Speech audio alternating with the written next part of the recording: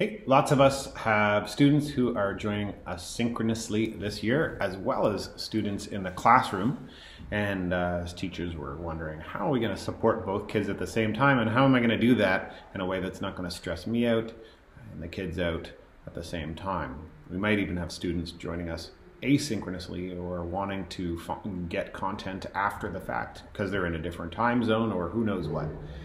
The point of this video is to show you quickly, as quick as I can, how you can take notes on your iPad that your students can see in the classroom and that students can see at home while recording it so they can watch it all back later. So let's get started. All right, to do this, I have to have access to a couple of things. In my classroom, I got my projector with an Apple TV connected to it. So that's the Apple TV screen projected here. Here's my classroom where my students will be sitting. Here I have my MacBook and I have my iPad. So I'm gonna need 3 devices to make this all work. I have some wireless Bluetooth headphones that I picked up on Amazon. So let's get started. I've got my MacBook here and I have my projector with its Apple TV. So the first thing I'm going to do is connect to the Apple TV with my MacBook. Okay, so I'm going to connect there. I'm going to click this and say room 203 because that's where I am. And let's connect with the code. Code comes up on the screen. 8517. So the code's there on the screen and I'm typing it here on my MacBook. I'm gonna say okay. All right, so now we're mirroring our screen up there on the wall. And what I'm gonna do next is I'm gonna start a Google Meet over here. Now this might be something you had pre-scheduled or whatever, but so I'm gonna go to meet.google.com on my MacBook. I'm gonna start a meeting. Let's just call this test meeting. And I'm going to join it with my camera on and my mic off on my MacBook. Now, it doesn't probably matter a whole lot, but I'm going to take notes with my iPad, and so I'm going to use that as the microphone.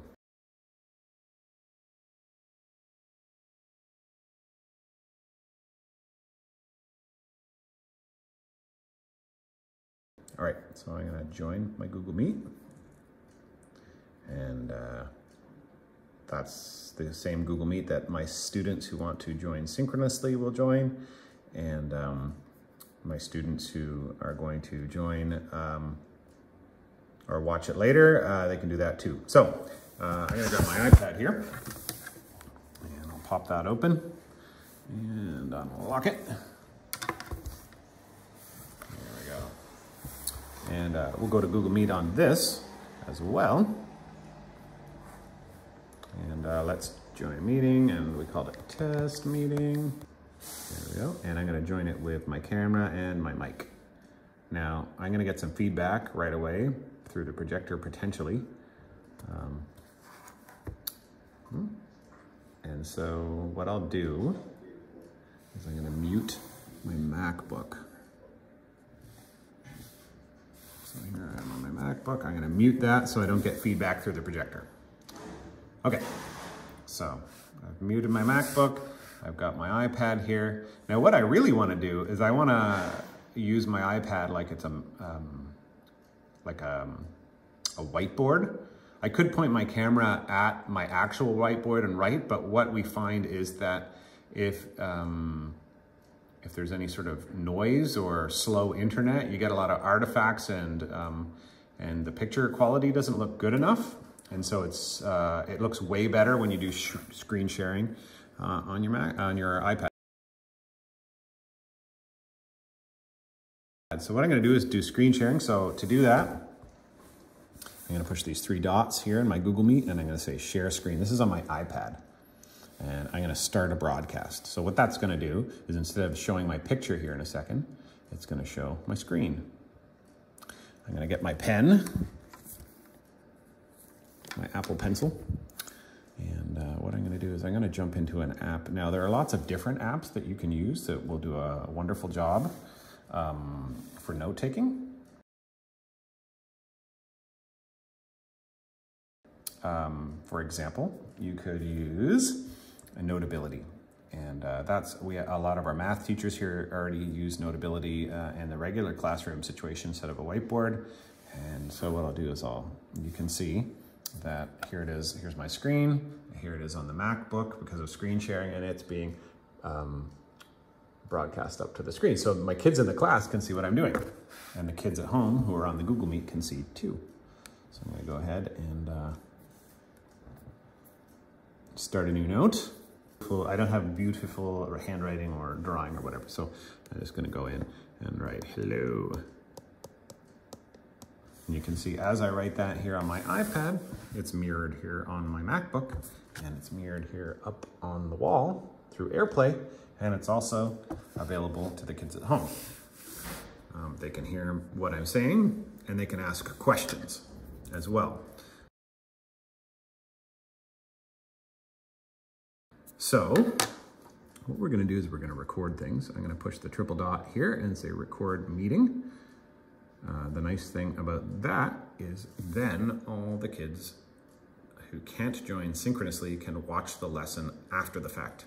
Now, unlike this video this call is now being recorded. Unlike my video I'm making right now, it's probably important to be, as succinct as possible when you're doing your screen recording. The next thing I'm going to grab is my wireless headphones. So I've got some wireless headphones I picked up on Amazon here for 40 bucks, and they're paired with the iPad. So I'm going to put one of these in my ear and turn it on. So the advantage of doing this is now I have, so I've got my headphone in here. So now I can hear the kids at home speaking in my ear really clearly.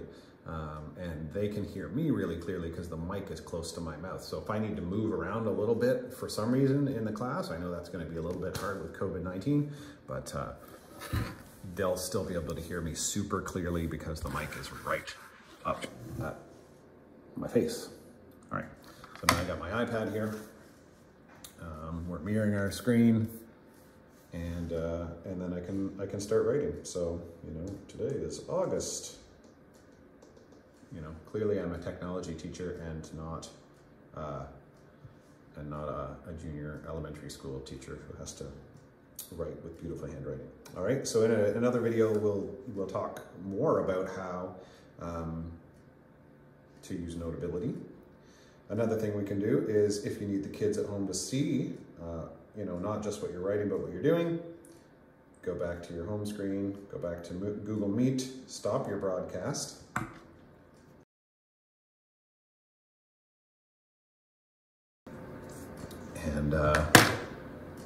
And then we're back on camera mode, so you can see in a sec here up on the screen what I'm presenting should appear. And I can flip my camera around with the flip around button. So let's say I had a book I was reading, or I wanted to show them something that I'm drawing physically or a manipulative I'm using in class. I can just go ahead and on my iPad screen here, I can just push that button. Now I can point my camera at anything I want, and you'll see it up there on the screen. So here we go. We can look around the room, show whatever it is we want. Maybe I'm talking about my headphones here, so I can show my headphones. And I'm covering the camera. So I gotta do a bit of a better job there, but you can see, there we go. The other thing you can do is put your iPad on a tripod. So let me just show you the tripod. I've got a tripod here. It has some teeth, and I can literally just drop my iPad. Let me show you. So there we go. So now I have my iPad on a tripod, and it's filming. Now it's filming me. There we go. You can see there's the broadcast up there on the big screen, so I can stand down here. I can talk. The kids can see me looking at them at home. I can see them through the iPad. I can also see them through my MacBook over here. If I wanted to, I could stop airplaying if I just want to be able to see the kids at home separately if we're doing some work. So this is a bit of a long video, but I'll break it down into its steps one more time before I go. Step 1, AirPlay your MacBook to the screen. Step 2, start a Google Meet on the MacBook. Step 3, join the same Google Meet on your iPad and then share your screen of your iPad to the Google Meet. Remember, at this point, you've got to either mute the mic and speaker on your MacBook or your iPad, one or the other, because otherwise you'll hear a terrible screeching loud noise. Step 4, use your iPad like a whiteboard by using an app like Notes, Notability, or Jamboard. If you have students who can't join the class on the Google Meet synchronously, record the Google Meet session so they can watch it later. Step 6, use a pair of wireless Bluetooth headphones with the iPad so that you can directly hear the kids at home asking you questions and they can better hear you through the microphone on your headset. Finally, use the camera on the iPad to show the students at home things they need to see in the classroom. Bring the iPad up close to something or use it to read aloud or demonstrate something that's more tactile that they need to see close up. So I hope that was a video. It wasn't as succinct as I had hoped, but I think I got everything across about how best to use your MacBook and your iPad and AirPlay and screen sharing all at the same time to try to reduce your workload, make it so the kids can see what's going on in class, ask you questions synchronously, and also record things so they can see it at home. So last thing I'll show you is when we're done, we can go back here on our MacBook and stop recording. And I'll say stop record, oops. So stop recording and stop. And now that'll automatically upload that recording to Google Drive. Everyone who attended the meeting will automatically get an email that says, hey, your recording is done, come check it out. If you name your meetings something more clever than test meeting, that'll be in the subject line of the email you receive, so it'll be more meaningful for the kids who receive that email.